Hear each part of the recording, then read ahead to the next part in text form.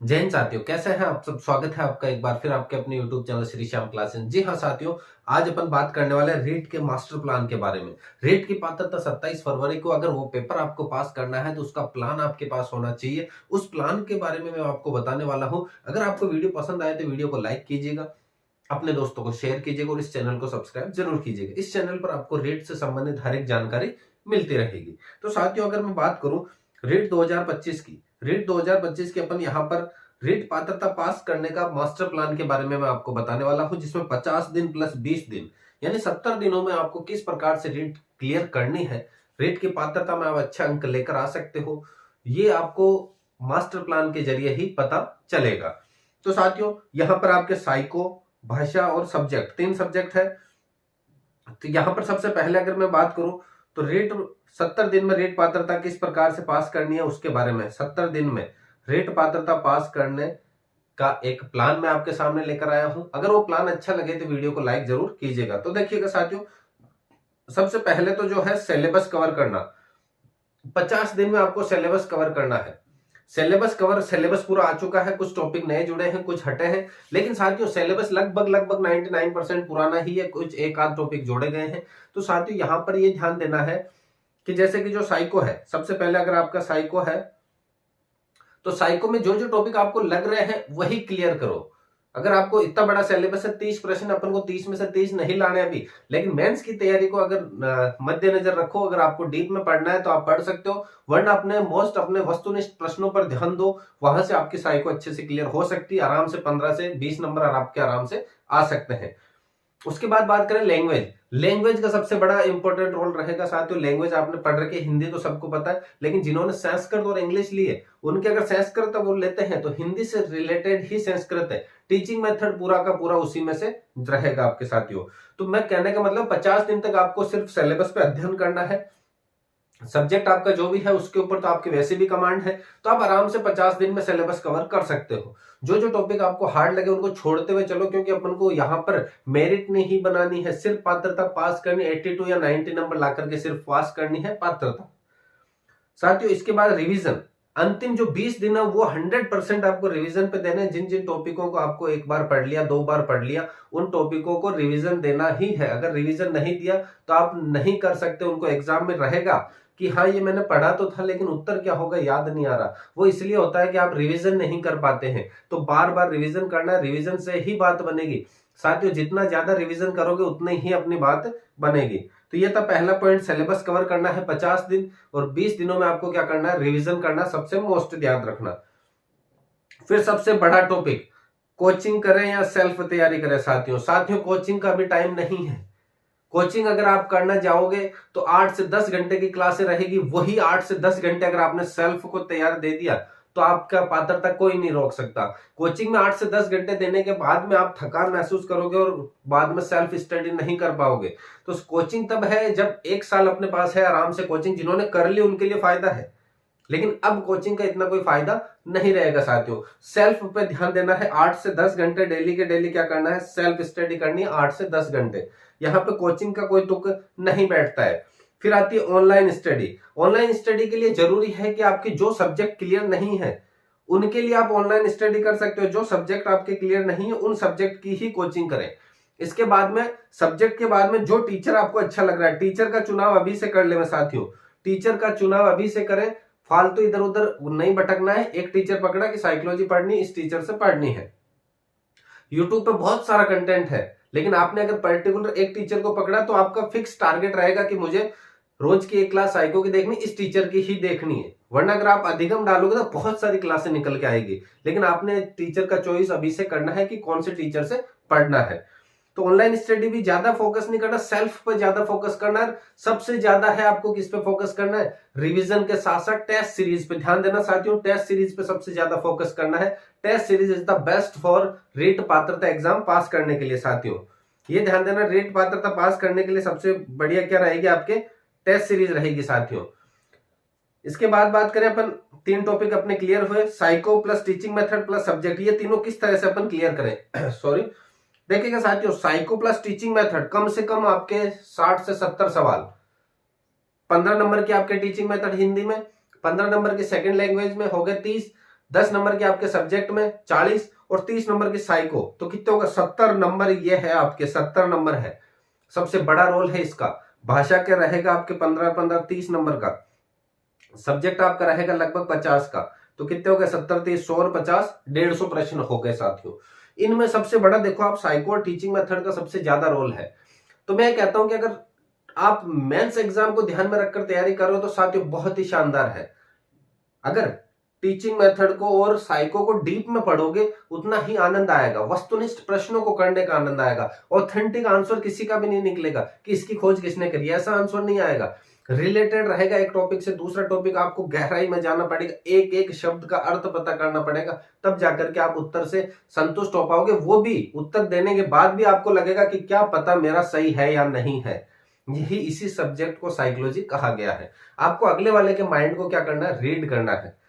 तो साथियों साइकोलॉजी और टीचिंग मेथड में आपको सिमिलर टॉपिक छांटने टीचिंग मेथड में, जैसे मापन मूल्यांकन, सभी सब्जेक्ट में, हिंदी में भी मापन मूल्यांकन है, संस्कृत में भी है, आपके जो सब्जेक्ट है उसमें भी है। तो उसमें से भी आपको वही सब्जेक्ट ज्यादा ध्यान देना उन टीचिंग मेथड पे जो आपके तीनों में कॉमन है, क्योंकि एक जगह पढ़ोगे तीनों जगह क्लियर होगा वो। और पढ़ना इस तरीके से है कि अपन को एक ही बार में सब कुछ क्लियर हो जाए। उसके बाद में आपके वस्तुनिष्ठ प्रश्नों का हल करो, उसके जो टॉपिक मिलेंगे उसके वस्तुनिष्ठ प्रश्नों का हल करना है। कोई अच्छी सी टेस्ट सीरीज ज्वाइन कर लेना, उसके ऊपर जैसे ही आपने मान के चलो आपने पढ़ लिया सतत एवं व्यापक मूल्यांकन, ये पढ़ने के बाद में सतत एवं व्यापक मूल्यांकन के प्रश्नों को सॉल्व करना है। कहने का मतलब थ्योरी पढ़ो, उसके बाद में प्रश्नों को सॉल्व करना है। भाषा की बात करें साथियों, यहां सबसे बड़ा रोल रहेगा भाषा का। अगर आप भाषा फर्स्ट लेते हैं हिंदी, साथियों यहां ध्यान देना, सबसे बड़ी गड़बड़ भी होगी जो नए छात्र है जो पहली बार रेट देंगे। भाषा फर्स्ट हिंदी लेते हो आप, तो जैसे ही साइको के 30 प्रश्न शुरू होंगे 8 भाषाएं आएगी आपके, वहां लिखा होगा भाषा फर्स्ट, फिर हिंदी, अंग्रेजी, संस्कृत, गुजराती, पंजाबी, सिंधी, उर्दू, लगातार 8 भाषाएं रहेगी। उन 8 में से आपने जो भाषा फर्स्ट चॉइस करी है वही अटेंड करनी है आपको।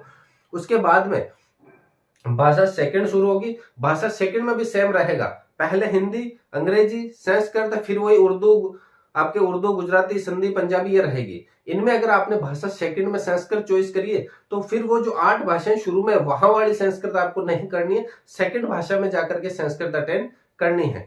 तो हिंदी और संस्कृत का लगभग सिमिलर रहेगा सिलेबस, वही संधि इसमें, वही संधि इसमें है, वही आपके समास उसमें, वही समास उसमें है। तो आप हिंदी के साथ संस्कृत ले सकते हो। और अगर आपके बेस्ट है कि मुझे इंग्लिश अच्छे से आती है तो आप इंग्लिश ग्रामर के लिए इंग्लिश सेकंड लैंग्वेज ले सकते हो। जो लैंग्वेज आपको अच्छे से आती है उसको फर्स्ट प्रायोरिटी देनी है। अगर आपको इंग्लिश अच्छे से आती है तो भाषा फर्स्ट में इंग्लिश रखना है, हिंदी को भाषा सेकंड में रखना है। जो आप फॉर्म भरते समय बहुत सावधानी के साथ भरनी है भाषाओं को चयन। फिर है सब्जेक्ट। साथियों सब्जेक्ट आपका पहले से लगभग कवर होता है, 50% तो आपका कवर रहता ही है सिलेबस। अगर बीएड कर रखे लेवल सेकंड का दे रहे हो तो आपको मैथ साइंस के स्टूडेंट हो तो मैथ और साइंस अच्छे से क्लियर होगी। हो सकता है पूरी 100% नहीं हो, लेकिन 50% तो आज के समय क्लियर है। अगर सामाजिक की बात करें तो जीके आपके आज के समय 50% क्लियर है, आराम से मान सकते हैं। तो 50 में से 25 सवाल यहाँ पर आप आराम से कर सकते हो साथियों। निरंतरता, साथियों यहां पर ध्यान देना, निरंतरता की बात मैं इसलिए कर रहा हूं साथियों कि निरंतरता बहुत ज्यादा जरूरी है। निरंतरता बहुत ज्यादा जरूरी है किसी भी एग्जाम की तैयारी के लिए। निरंतरता यानी कंटिन्यूटी। रोज के अगर आप 8 से 10 घंटे पढ़ते हैं तो ये आपके लिए बेनिफिट होगा। लेकिन अगर किसी दिन 15 घंटे पढ़ लिया, किसी दिन 2 घंटे पढ़ लिया, किसी दिन 4 घंटे, तो वो आपके लिए फायदेमंद नहीं रहेगा। साथियों निरंतरता रखनी ही है, कंटिन्यूटी रखनी ही है। चाहे कुछ भी काम हो, कैसा भी काम हो, 27 फरवरी बाद करना है। 27 फरवरी तक एक ही टारगेट रखना है। क्या रखोगे साथियों? 27 फरवरी तक एक ही टारगेट, केवल रीट पात्रता पास करनी है। क्योंकि रीट पात्रता अगर आप समझ रहे हो कि नेगेटिव मार्किंग नहीं है, बिल्कुल कर लेंगे, लेकिन पिछली बार वाले से पूछो, आर्ट्स वाले स्टूडेंट से पूछो, पेपर ने हवा निकाल दी थी, बढ़िया से नंबर लाने के लिए पसीने छूट गए थे। तो इससे आप समझ रहे होंगे कि इतनी सरल भी नहीं है जितना आप समझ रहे हो।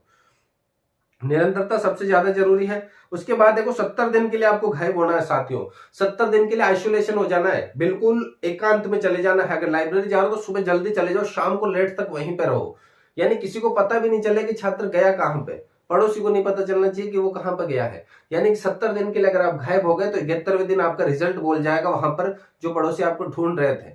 यानी 70 दिन के लिए आपको गायब होना है और आपको अब दिखाना है लोगों को, आपका रिजल्ट दिखाना है, खुद को नहीं दिखाना। खुद 70 दिन के लिए आइसोलेशन रहो, अंदर रहो, जैसे कोविड लगा था, लॉकडाउन लगा था, उसी तरह से खुद को लॉक कर लो। और 71वें दिन जैसे ही पेपर देके बाहर निकलो तो आपके चेहरे पे जो स्माइल होगी वो बताएगी कि आपने जो 70 दिन खर्च करे हैं वो वास्तव में एक सही सुनियोजित तरीके से खर्च किए हैं। और अगर आपने 70 दिनों में इधर उधर मकरागिरी करी, घूमते फिरे, आज इस क्लास में चले गए, आज वो ऑफलाइन चले गए, उस कोचिंग में चले गए, इधर गए उधर गए, तो ये 70 दिन पता नहीं कब निकलेंगे, आपको पता भी नहीं चलेगा। फिर बाद में पछताओगे कि ऐसा अगर अपन टाइम पे पढ़ लेते तो फिर आज रीट पात्रता क्लियर होती। तो साथियों, 70 दिन का प्लान है। और एक सबसे मेन है ग्रुप डिस्कशन। अगर आप लाइब्रेरी ज्वाइन कर रखे हो, आप कोचिंग में हो, आप सेल्फ कर रहे हो, तो छात्रों का 4-5 लड़कों का ऐसा ग्रुप होना चाहिए, गर्ल्स का ग्रुप होना चाहिए, जहां पे आप सवाल जवाब कर सको। साथियों, साइकोलॉजी के सवाल जवाब करने से ही बात बनेगी। आप वस्तुनिष्ठ प्रश्न सीधे किताब से दे रहे हो, उसमें इतनी बात नहीं बनेगी। ग्रुप डिस्कशन सबसे मोस्ट रहेगा।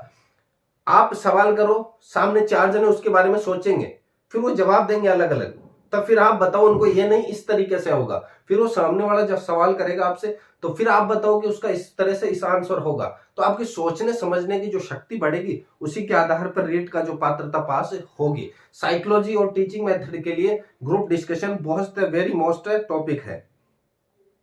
ग्रुप डिस्कशन सबसे ज्यादा जरूरी है साथियों, ग्रुप डिस्कशन करना ही है। ग्रुप डिस्कशन से ही बात बनेगी। 50% सहयोग रहेगा आपकी सेल्फ स्टडी के साथ साथ ग्रुप डिस्कशन का भी। तो लाइब्रेरी में हो, कोचिंग में हो, जहां कहीं भी हो, ग्रुप डिस्कशन मोस्ट है। तो साथियों, ये अपने 7 पॉइंट थे। अगर इनके ऊपर आपने पकड़ बना ली, तो आपको पात्रता पास करने से कोई नहीं रोक सकता। ग्रुप डिस्कशन 70 दिन के लिए गायब होना है, निरंतरता रखनी है, तीनों सब्जेक्टों को किस तरीके से पढ़ना है वो देखना है। उसके बाद में साथियों, ऑनलाइन स्टडी के ऊपर फोकस रखो, लेकिन सिर्फ पर्टिकुलर सब्जेक्ट के ऊपर या टेस्ट सीरीज के ऊपर। कोचिंग का तो बिल्कुल ही सेल्फ मना कर रहे हैं। सेल्फ स्टडी पे ध्यान दो आप। और ये जो सिलेबस कवर करना 50 दिन, रिवीजन 100% देना। अगर आप 50 दिन में जितना सिलेबस कवर करा है, कि आपसे सिलेबस सिर्फ 70% कवर हुआ है 50 दिनों में, तो आप 70% का रिवीजन करो। कहीं ऐसा ना हो 100% करने के चक्कर में रिवीजन से हाथ धो बैठो। रिवीजन जरूरी है साथियों, ये थी अपनी आज की क्लास, जिसके अंदर आपको बताया गया कि रीट पात्रता पास करने का मास्टर प्लान। अगर क्लास पसंद आई है आपको तो वीडियो को लाइक करें, दोस्तों के साथ शेयर जरूर करें और इस चैनल को सब्सक्राइब जरूर करें। मिलते हैं अगली क्लास में, तब तक के लिए जय हिंद, वंदे मातरम।